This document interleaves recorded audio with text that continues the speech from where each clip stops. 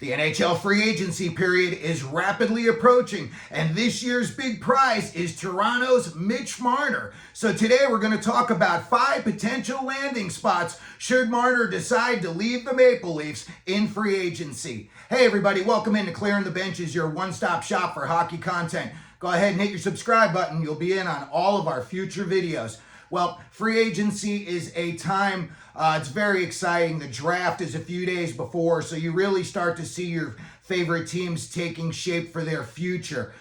This year, I love the fact that Marner is available, and I do believe he's going to test the free agency market, and I think he is going to look at specific teams where he has the best chance to win and get paid. When we look at Marner, I was not his biggest fan, and then I started to do a deep dive. And when I look at some of his stats, pretty impressive stuff. You know, when you look at what Marner's done, 657 career games, 741 points. He's a plus 128, and he's got 228 power play points.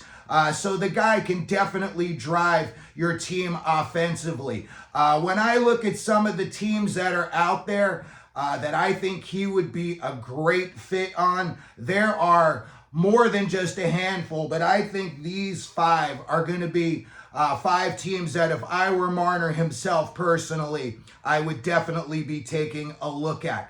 One of the big teams that I'd be looking at, and I think this team is going to take a big step forward this year, and that is none other than the San Jose Sharks.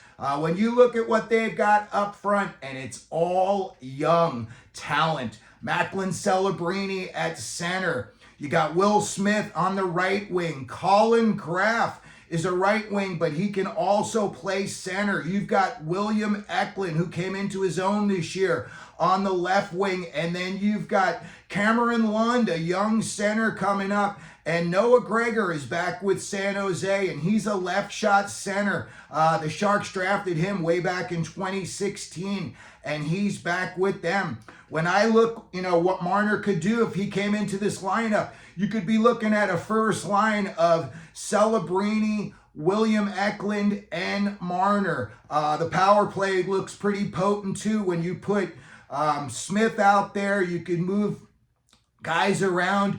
Eklund, I've seen play the point on San Jose's power play in the past. So I think Marner would definitely look at the San Jose Sharks. When I think about what Marner's going to make this year, you know that the salary cap is going up $25 million over the next 3 seasons. When I look at what guys around the league are getting paid, Mikko Rantanen just got paid $12 million a year, and I think he may have taken a little bit of a discount because he's in Texas, and he's going to be keeping a lot of his money because of the tax situation in that state. But when I look at some of the places and some of the teams that are available for a guy like Marner to look at, he is going to look at what other guys are getting paid. And again, with the salary cap jumping up dramatically over the next 3 years, I think that Marner could command $15 million a year, especially, it's going to depend on where he goes and what their lineups already got there. But, a young team like San Jose, you got a lot of ELCs on that team. You got a lot of kids coming off of ELCs where, they're not going to be making that much money just yet. So I think the San Jose Sharks would be an excellent fit for Mitch Marner. Next up, I've got the now Utah Mammoth. And just a quick note on the Utah Mammoth and their new logo. Google Wilma Flintstone's vacuum, and you may see where the Mammoth got their new logo from. On the ice, I think if Mitch Marner were to join up in Utah, they would have some serious potency up front. You've got guys like Clayton Keller up front. He would be left wing. You've got Logan Cooley at center. So your first line could be Keller, Cooley, and Marner. That is a lot of scoring. Dylan Guenther's a right wing. Josh Doan is a right wing. Jack McBain, I thought, came into his own this year. He's a center. I think you're going to see some changes on the Utah roster. I think guys like Nick Bjugstad, Michael Carcone, and Lawson Krause may be on the outs. But again, when I look at the potency that you could put up front with Utah, if you were to add Mitch Marner, your first line could be Keller, Marner, and Logan Cooley. And then again, you could put Guenther with the power play. In a few years, you could have 4 forwards on the Utah Mammoth who are going to be in the 100-point range. I personally think Dylan Guenther is going to be a 50 to 60 goal scorer in this league. I think Cooley's going to be, a 40 goal, 60 assist guy in the future. Keller's sniffing around the 100-point mark.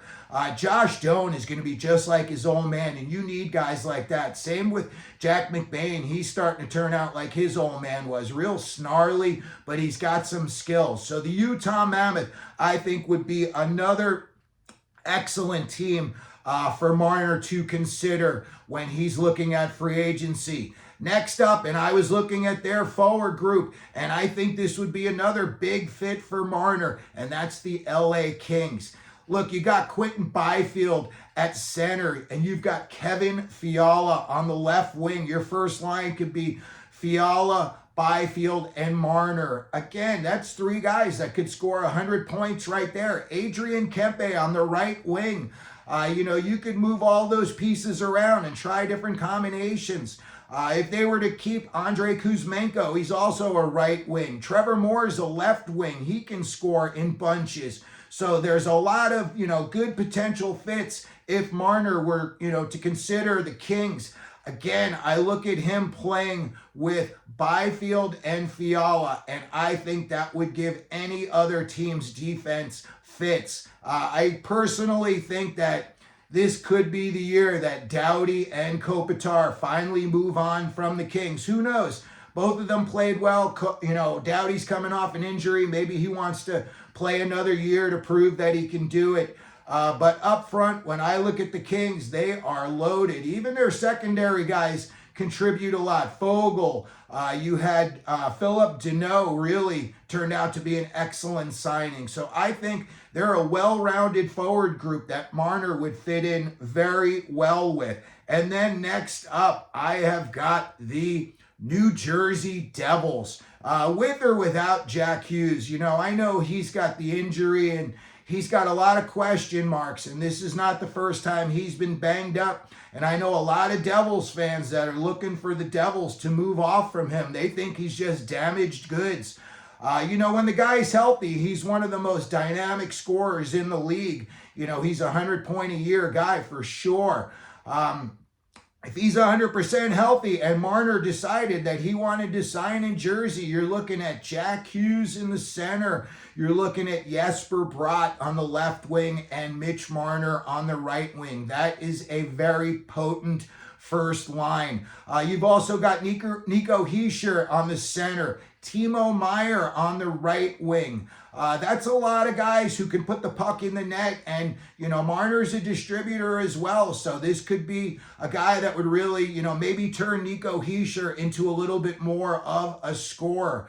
I think that eventually, and this could be the year, I think the Devils are going to move on from Dougie Hamilton. I think they've seen enough. I think the fan base has seen enough. The guy just plays soft. I know, his numbers potentially could be great, but I look at what he's really done, and I just think they could move on, and that would open up a lot of money if they did, and they would be able to use that money on a guy like Marner. Another big question, though, would be concerning the New Jersey Devils is what is his relationship with their now head coach and his former head coach, Sheldon Keefe.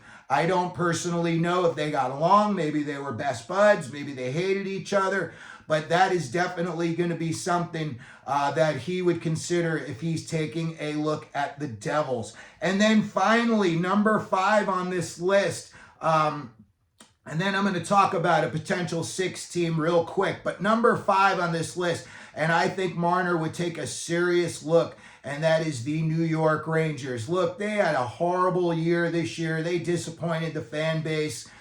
They disappointed themselves. But when you look at what they still have available up front, and if you were to add a guy like Mitch Marner, again, he's only 28 years old. You got a lot of young kids on the Rangers roster that are either starting to already make a name for themselves or are about to. But besides them, you still have JT Miller at center. You have Panarin on the left wing.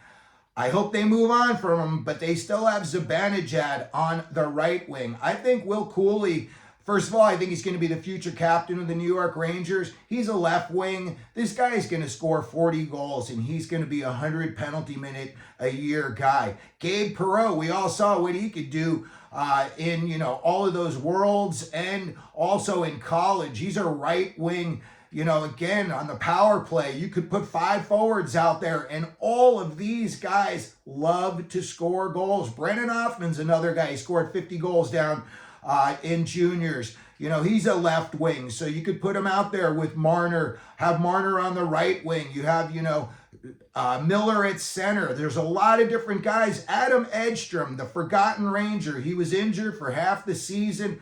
Big 6'8" center. I love him. Vincent Trocheck, let's not forget about him. So you've got some pieces up front with the New York Rangers that would really, really, I think, be a great fit for a guy like Marner. And I think, with a new coach like Mike Sullivan coming in, this would really help. You could move the focus of the team from guys like Panarin and Miller. Now you could shift it over a little bit more to a guy like Marner.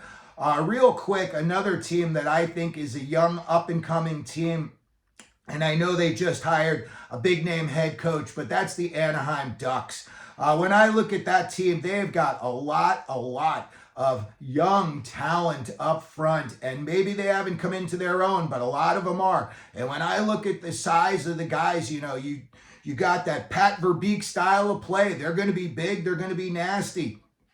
They just drafted Beckett Seneca last year. You had Leo Carlson the year before. These are big kids, and they drive the net. They drive the play.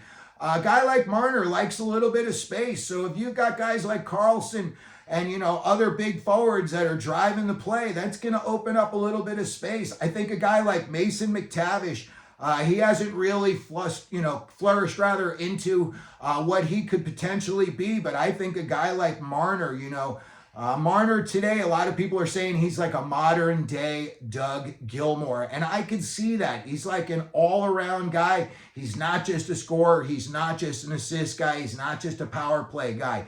He kind of does it all.